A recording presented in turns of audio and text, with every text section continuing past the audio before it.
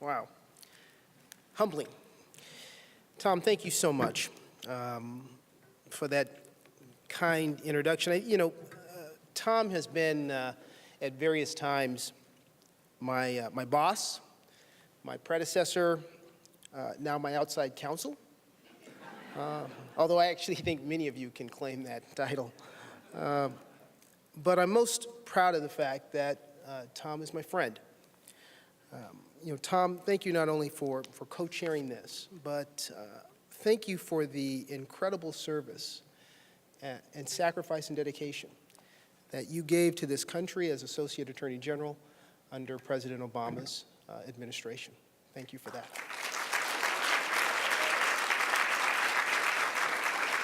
Let me also commend Riley Morse for his extraordinary leadership of MCJ.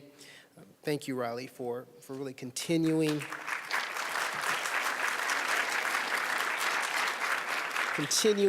to drive MCJ's mission of creating a healthy, just, more equitable Mississippi Gulf Coast through all of the incredible work that you do. So thank you. I'd also like to acknowledge some folks who are here, my PepsiCo colleagues, my new PepsiCo family, who I'm so proud to work with every single day. I'm so proud to be one of your colleagues. And there are so many friends from the Justice Department who are here tonight, and I am so honored by your presence. I'd be remiss if I didn't take just a few moments to say something about the co-chairs of tonight's event. Don Verrilli, of course, who you heard from earlier, the former Solicitor General of the United States, now at Munger Tolles. Neil McBride, the former U.S. Attorney for the Eastern District of Virginia, and now at Davis Polk.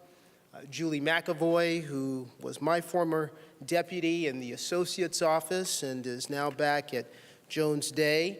And Daniel Gray, who is the former Secretary of Cabinet Affairs for President Obama, and someone with whom I was so fortunate to work with in the Civil Division and who is now at O'Melveny.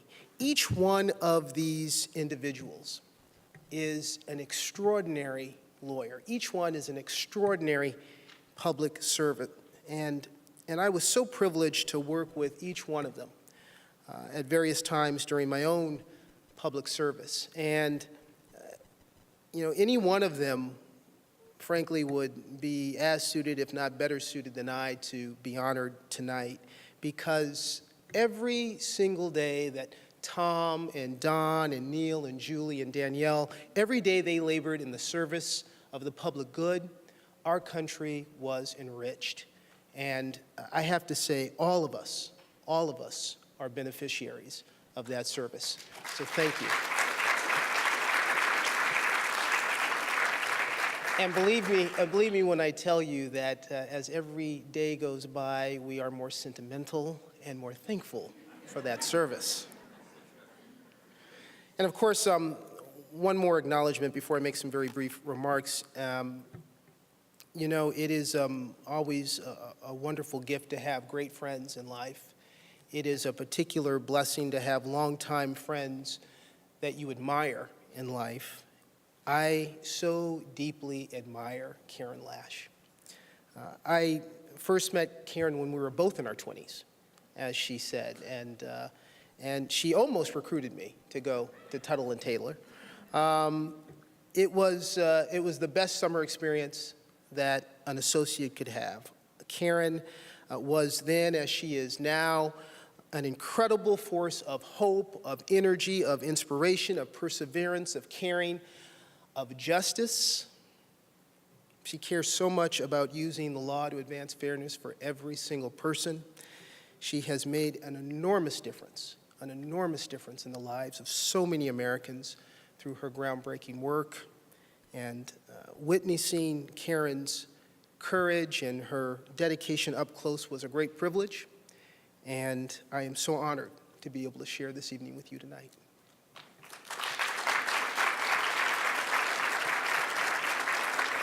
So let me just briefly say that, on nights like this, I'm reminded that all of us stand on platforms of progress that are built by others. And oftentimes, our own success is also the measure of somebody else's dream, somebody else's sacrifice, somebody else's sweat. A parent, a grandparent, an aunt or an uncle, a teacher, a pastor, a mentor.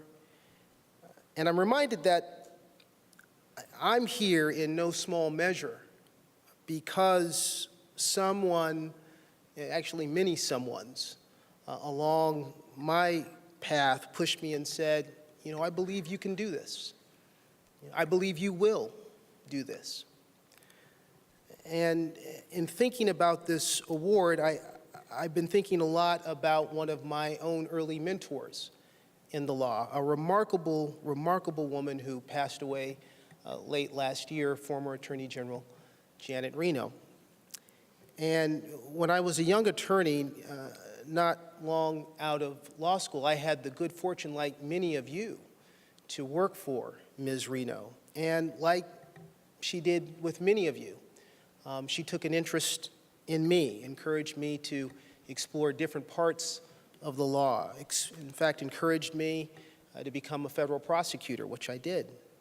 And as many of you have heard me speak about this before, you know, I talk about how before I left Maine Justice, Ms. Reno asked to see me, and in the course of our meeting, she showed me that inscription that several of you have seen in the walls of the Attorney General's office in Maine Justice that reads that great quote from the Berger United States Supreme Court case, that the United States wins its case when justice is done. And I've talked about how Ms. Reno told me that when I went out to California to become an assistant U.S. attorney, my job wasn't to win as many cases as I could, but rather to do justice in every case that I handled. And looking around this room, and marveling at the incredible work that so many of you have done. So many of you have provided such great service in your own careers. I suspect that I am not the only person Janet Reno said that to. I felt very special at the time, but I suspect she said that to a lot of people. And we all know what she meant by that. She meant that, you know, when you go out there and you're in a courtroom and you stand up, and particularly if you say your name on behalf of the United States, you're not just talking about yourself. You're not speaking on behalf of yourself. You're speaking for all of us. You're speaking for the rich. You're speaking for the poor. Those who reside and occupy the halls of privilege and power, as well as those who find no voice there. You're talking about all of us. And in recent months, I have been thinking a lot about that, about the importance of each of us to find the courage to do justice, especially now in the work that so many of us do as officers of the court. It's the courage that so often defines the work of the lawyer. There are many young lawyers and law students here tonight. The work of the lawyer is that deep and abiding faith in the rule of law that protects our republic, coupled with this fervent commitment to justice. Because as a free people, we know that the rule of law without justice is tyranny. It's courage that Dr. King called answering the call at the knock at midnight. It's the courage to be able to stand up and speak truth when no one else will or no one else can. And when I think about the work of this incredible center, MCJ, and the individuals at the center of that work, folks who've dedicated themselves to the pursuit of racial and economic justice for the most disenfranchised of Mississippians, I know they know what that courage means. The courage that MCJ has displayed for decades to respond to unmet legal needs and untangle a system with well-entrenched policies that seem perniciously designed to deny the poor and thousands of Mississippians access to meaningful opportunities to advance themselves, to the ballot box, to economic justice. MCJ, you've protected fair housing for hundreds of low-income residents. You've dismantled a Jim Crow-era school board election system in the Mississippi Delta.